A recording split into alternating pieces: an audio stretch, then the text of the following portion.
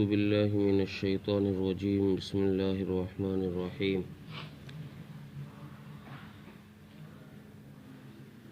يا أيها الذين آمنوا أطيعوا الله وأطيعوا الرسول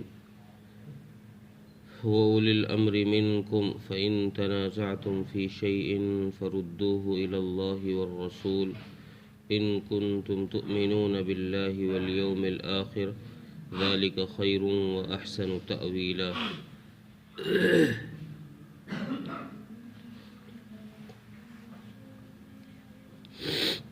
اس سے پہلی آیت میں اللہ تبارک و تعالی نے دنیائی نظام کو چلانے کے کچھ اصول بتائے. اگر ان اصولوں پر رہ کر دنیا کا نظام چلایا جائے، حکومتیں چلائی جائیں، تو ان کے اندر بگاڑ نہیں آئے گا، وہ صحیح سلامت چلتی رہیں گی. اور اگر اس کے خلاف چلا گیا جو نظام اللہ تبارک و تعالیٰ نے بتایا، نظام کیا بتایا تھا پچھلی آیت میں؟ اگر کسی کی امانت کسی کے پاس ہے تو اس کو اس کے پاس لوٹا دو، اور جو حاکم لوگ ہیں، جو عہدوں پر قابض ہے اور جو قاضی ہیں، ان کو چاہیے کہ کسی کا معاملہ اگر آ جائے ان کے عدالت میں تو پھر اس معاملے میں بغیر کسی پکش کے اور بغیر کسی کو اپنا سمجھے اس میں انصاف کے ساتھ فیصلہ قائم کرے. اب اس آیت میں اللہ تبارک و تعالیٰ نے چونکہ اوپر حکام کو حکم دیا گیا تھا انصاف کے ساتھ کام کریں، فیصلے میں کوئی کمی بیشی نہ کریں، تو اس آیت میں اللہ تبارک و تعالیٰ نے عام رعیہ کو، ان میں سے خصوصاً مسلمانوں کو حکم دیا گیا ہے کہ تمہیں کیا کرنا ہے. جب بادشاہ یا حاکم یا قاضی انصاف کر رہا ہو تو تمہیں کیا کرنا ہے، اور اگر انصاف نہ کرے تو پھر تمہیں کیا کرنا ہے. سب سے پہلے حکم یہ دیا گیا کہ ایمان والو، تم اللہ اور اس کے رسول کی اطاعت کرو. جو حکم قرآن میں صاف آیا ہے،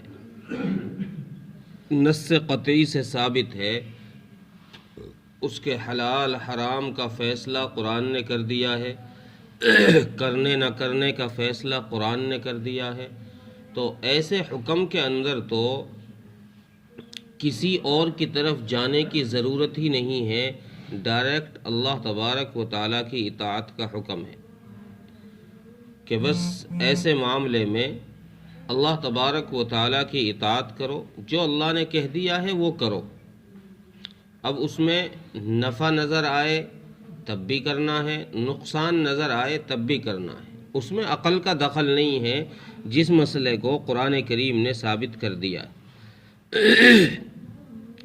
کچھ مسائل وہ ہیں، کچھ معاملات وہ ہیں جن کو دلیل قطعی سے، نص قطعی سے ثابت نہیں کیا گیا ہے، قرآن میں ان کی وضاحت نہیں آئی ہے، جائز ہے کہ ناجائز، کرنا ہے کہ نہیں کرنا. اس کو اللہ کے نبی صلی اللہ علیہ وسلم کے فرمان میں تلاش کرو. نبی کے فرمان نے اس چیز کی پھر وضاحت کی ہے، اور اگر نبی کے فرمان نے اس کی وضاحت کر دی ہے کہ بھئی اس کو کرنا ہے یا نہیں کرنا، تو پھر تمہیں اسی پر عمل کرنا ہے، یعنی رسول کی اطاعت کرنی. اللہ کے بعد رسول کی اطاعت پر آنا ہے، اور رسول کی اطاعت گویا کہ اللہ ہی کی اطاعت ہے. چونکہ حدیث جو ہے کوئی الگ چیز نہیں ہے، بلکہ قرآن ہی کی تشریح ہے، قرآن ہی کی تفسیر ہے حدیث. تو اس لیے جو بات قرآن نے نہیں کھولی ہے اس کو حدیث میں اگر کھولا گیا ہے تو یہ سمجھو کہ قرآن کی تفسیر میں اس کو کھولا گیا ہے، تو وہ قرآن ہی کا حصہ ہوا. اور جب قرآن ہی کا حصہ ہے تو اصل اطاعت نبی کی نہیں، اللہ ہی کی ہوئی ہے. اصل میں اطاعت اللہ ہی کی ہوئی ہے۔ پھر اس کے بعد اللہ تبارک و تعالیٰ نے اگلا حکم یہ دیا کہ ایمان والو ان کے ساتھ میں اللہ کے ساتھ اور رسول کے ساتھ پھر تمہیں اطاعت کرنی ہے اولو الامر کی۔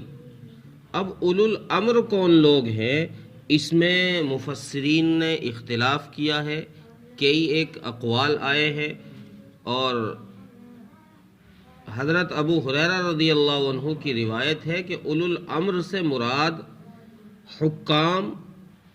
یعنی بادشاہ، قاضی، اور جو بڑے عہدوں پر، ملک کے بڑے عہدوں پر فائز لوگ ہیں، وہ اولو الامر سے مراد ہیں۔ اسی طریقے سے جسٹس یہ بھی اولو الامر کے اندر شامل ہے، اور حضرت ابن عباس رضی اللہ عنہ کا قول یہ ہے کہ اولو الامر سے مراد ہیں علماء اور فقہاء۔ تو گویا کہ بادشاہوں کی، حکام کی، قاضیوں کی اور فقہاء اور علماء کی، ان کی بات کو بھی مانا جائے۔ یہ کسی بات کو کہیں گے تو اس کی اطاعت کی جائے۔ یہ سب اس وقت ہے جب اولو الامر انصاف کا فیصلہ کر رہے ہوں۔ اگر انصاف کا فیصلہ نہیں ہو رہا ہے، چونکہ اولو الامر سے مراد فقہاء اور علماء بھی ہیں، تو اس لیے مفسرین نے تفسیر یہ کی ہے آیت کی کہ جو معاملے، کچھ مسائل ایسے ہیں جن کو نہ قرآن نے واضح کیا ہے اور ان کو نہ حدیث میں واضح طور پر بیان کیا گیا ہے، کہیں صراحت موجود نہیں ہے کہ بھئی کیسے کرنا چاہیے، کیا کرنا چاہیے۔ جن چیزوں کو شریعت نے مباح کہا ہے، بھئی کر لو تمہاری مرضی، نہ کرو تمہاری مرضی، وہ مسائل مراد ہیں کہ ان مسائل میں حکماء کی، اولو الامر کی اطاعت کی جائے۔ جیسے مثلا ملک کا نظام چلانے کے لیے اب ملک کا بڑا آدمی جو ہوگا، بڑے عہدے پر جو بیٹھا ہوگا، وہ بتائے گا کہ بھئی اس اسٹیٹ میں کتنے تھانے ہونے چاہیے، کتنے تھانوں سے یہاں کے کرائم کور ہو جائیں گے، یہاں کتنے ڈاک گھر ہونے چاہیے، اور یہاں کتنے ہاسپٹل ہونے چاہیے، یہاں کتنے اسکول ہونے چاہیے۔ یہ اس عہدے پر بیٹھا ہوا آدمی بتائے گا۔ تو اب اس تعداد کو متعین کر کے جو اس نے حکم دے دیا، اس عہدے پر بیٹھے ہوئے شخص نے حکم دے دیا کہ بھئی یہاں 10 ہاسپٹل بنیں گی، 20 اسکول بنیں گے، 50 تھانے بنیں گے، اس نے جو حکم دے دیا تو اس حکم کی اطاعت عوام پر واجب ہے، ضروری ہے۔ اب عوام اس کو مانے، چونکہ شریعت نے اس میں مباح چیز رکھی ہے اور اس میں اجازت دی ہے، بھئی چاہے جیسے تم عمل کر لو، زیادہ بنا لو، کام چل رہا ہو، تھوڑے میں کام چل رہا ہو، تھوڑے بنا لو، ہماری طرف سے اجازت ہے۔ تو ایسے امور کے اندر شریعت نے اولو الامر کی اطاعت کا بھی حکم دیا ہے کہ ان کی اطاعت بھی واجب ہے۔ جیسے اللہ کی اطاعت واجب، رسول کی اطاعت واجب، اسی طریقے سے اولو الامر، وقت کے منصف حاکم کی، منصف بادشاہ کی اور فقہاء اور علماء کی اطاعت بھی واجب ہے۔ اس سے آگے اللہ تبارک و تعالی نے ایک بات اور ارشاد فرمائی۔ پہلے تو رسول اکرم صلی اللہ علیہ وسلم نے یہ اس کی وضاحت احادیث میں اس طرح فرمائی ہے کہ جس نے میری مانی اس نے اللہ کی مانی، اور جس نے اللہ کی مانی اس نے میری مانی، چونکہ میں بھی اسی کے ساتھ شامل ہوں۔ اور جس شخص نے اولو الامر کی یعنی امیر کی اطاعت کی، حکماء کی اطاعت کی، اس نے گویا میری اطاعت کی، اور جس نے میری نافرمانی کی اس نے امیر کی بھی نافرمانی کی، یا جس نے امیر کی نافرمانی کی اس نے میری بھی نافرمانی کی۔ یہ رسول اللہ صلی اللہ علیہ وسلم نے معاملہ صاف کر دیا کہ امیر کی اطاعت یا حاکم کی اطاعت یہ گویا میری ہی اطاعت ہے، اور میری اطاعت وہ اصل میں اللہ ہی کی اطاعت ہے۔ تو چونکہ اللہ کی طرف سے حکم ہے اطاعت کا، تو اس لیے ان کی اطاعت کرنا ہم سب پر واجب ہے۔ پھر آگے فرماتے ہیں اگر اس کے باوجود فَإِن تَنَازَعْتُمْ فِي شَيْءٍ فَرُدُّوهُ إِلَى اللَّهِ وَالرَّسُولِ إِن كُنتُمْ تُؤْمِنُونَ بِاللَّهِ، اگر اس کے باوجود، اس اطاعت کے باوجود تمہارا کسی معاملے میں پھر بھی آپس میں اختلاف ہو جائے، پھر بھی کسی معاملے میں اختلاف ہو جائے، تو اب کیا کرو؟ کرنا یہ ہے کہ اب اس معاملے کو اللہ اور اس کے رسول کی طرف لے کر جاؤ، ان سے فیصلہ کراؤ۔ تم نے جس معاملے میں جھگڑا کیا ہے اس کو پہلے قرآن سے پوچھو، قرآن اس معاملے میں کیا کہتا ہے۔ جب قرآن میں کوئی بات نہ ملے تو پھر اس کو رسول کی احادیث کے اندر تلاش کرو کہ رسول کی احادیث میں اس کو کیا کہا گیا ہے، اور جو چیزیں رسول کی احادیث میں بھی صاف نہیں ہیں، نبی کی حدیثوں میں بھی جن کا جو کلیئر نہیں ہے کہ ان کو کرنا چاہیے نہیں کرنا چاہیے، پھر اس پہ اجماع امت میں جائے کہ اجماع امت کیا ہے، امت کا اجماع کیا ہے، اور اگر اجماع میں بھی اس کا حل نہیں نکل رہا، کوئی ایسا مسئلہ ہے، تو پھر اس کو قیاس پر، کسی مسئلے پر قیاس کیا جائے گا، پھر قیاس سے اس میں فیصلہ کیا جائے گا کہ اس کو کرنا چاہیے یا نہیں کرنا چاہیے۔ اصل میں اس آیت کا شان نزول یہ ہوا تھا، امام بخاری و مسلم نے تو یہ بیان کیا ہے کہ حضرت عبداللہ بن حذافہ رضی اللہ عنہ کو کسی لشکر کا امیر بنایا، اور جب اس لشکر کا امیر بنا کر ان کو روانہ کیا تو لشکر میں کسی بات میں کوئی بات ہوئی ہوگی آپس میں، تو حضرت عبداللہ بن حذافہ رضی اللہ عنہ لشکر والوں سے ناراض ہو گئے۔ انہوں نے آگ جلائی، اور آگ جلا کر لشکر والوں کو غصے کے اندر یہ کہا کہ تم اس میں کود جاؤ، اس آگ کے اندر تم سب کودو۔ اب اس میں سے کچھ لوگ وہ تھے جنہوں نے عبداللہ بن حذافہ کی اطاعت کی، یعنی وہ تیار ہو گئے کودنے کے لیے، کچھ لوگ وہ تھے جنہوں نے ان کی مخالفت کی، تو انہوں نے انکار کر دیا، بھائی ہم تو نہیں کودتے۔ اس مسئلے کو رسول اللہ صلی اللہ علیہ وسلم کی خدمت میں جب واپس ہوا لشکر، تو اس کو رسول اللہ صلی اللہ علیہ وسلم کی طرف پیش کیا گیا، آپ سے یہ بات پوچھی گئی کہ کیا کرنا چاہیے، امیر یہ حکم دے رہا ہے تو پھر کیا کرنا چاہیے۔ اسی طریقے سے بعض نے اس آیت کا شان نزول لکھا ہے کہ حضرت خالد بن ولید رضی اللہ عنہ کو رسول اللہ صلی اللہ علیہ وسلم نے کسی لشکر کا، کسی دستے کا امیر بنا کر بھیجا، اس لشکر کے اندر، اس دستے کے اندر حضرت عمار بن یاسر بھی تھے۔ ان کو جس بستی پر حملہ کرنا تھا، یہ اس کے قریب انہوں نے قیام کر لیا کہ بھئی صبح سویرے حملہ کریں گے، تو رات میں اس بستی والوں کو پتہ چلا، انہوں نے اپنی بستی خالی کر دی، سب لوگ وہاں سے بھاگ گئے۔ صبح کو، رات میں کوئی شخص حضرت عمار بن، جو ایک شخص اس بستی میں بچا جو حضرت عمار بن یاسر رضی اللہ عنہ کی خدمت میں حاضر ہوا، اور اس نے آ کر اپنا اسلام پیش کر دیا، جی میں کلمہ پڑھتا ہوں اور آپ مجھے اپنی امان میں لے لیں۔ حضرت عمار بن یاسر نے فرمایا کہ چلو ٹھیک ہے، بہت اچھی بات ہے، تم نے کلمہ پڑھ لیا، مسلمان ہو گئے، تو اب تم میری حفاظت میں ہو، اور تم اب یہیں رہو، صبح تم کو اسلام کا، اس ایمان لانے کا فائدہ ہوگا، کیونکہ حضرت عمار بن یاسر کو پتا تھا کہ بھئی صبح ان پر حملہ ہونا، یہ سب مارے جانے ہیں، اس لیے اس سے فرمایا کہ تمہارے اسلام لانے کا صبح تم کو فائدہ ہوگا۔ تو جب صبح ہوئی اور حضرت خالد بن ولید رضی اللہ عنہ نے حکم دیا کہ بھئی چلو ان پر حملہ کرو، جب ان پر دیکھا جا کر تو وہاں کوئی بھی نہیں ہے سوائے ایک شخص کے، جو وہ بھی حضرت عمار بن یاسر کی پناہ میں ہے، تو ان میں آپس میں کہا سنی ہوگی، حضرت خالد بن ولید رضی اللہ عنہ میں اور حضرت عمار بن یاسر رضی اللہ عنہ میں آپس میں کچھ گہما گہمی ہو گئی، اور حضرت خالد بن ولید کا کہنا یہ تھا کہ بھئی اس کو ہمارے حوالہ کرو، اس کو قتل کریں گے،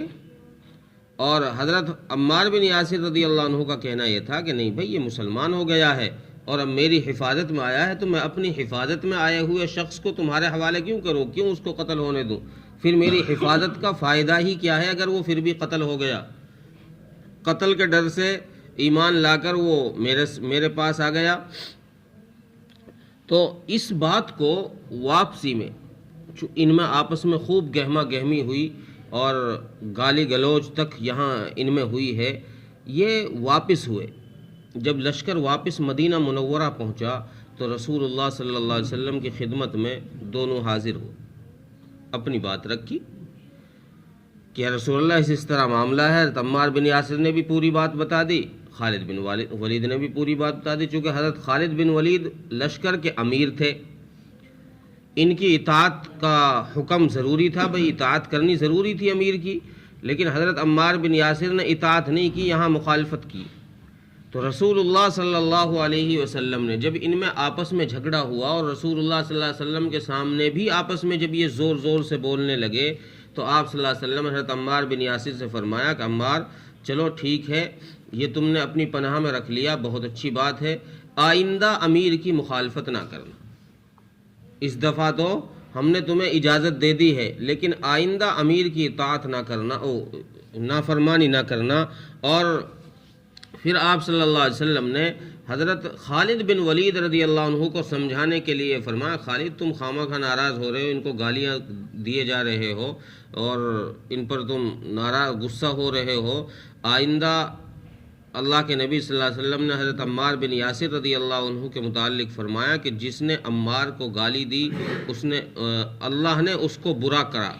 کہا ہے، اور جس نے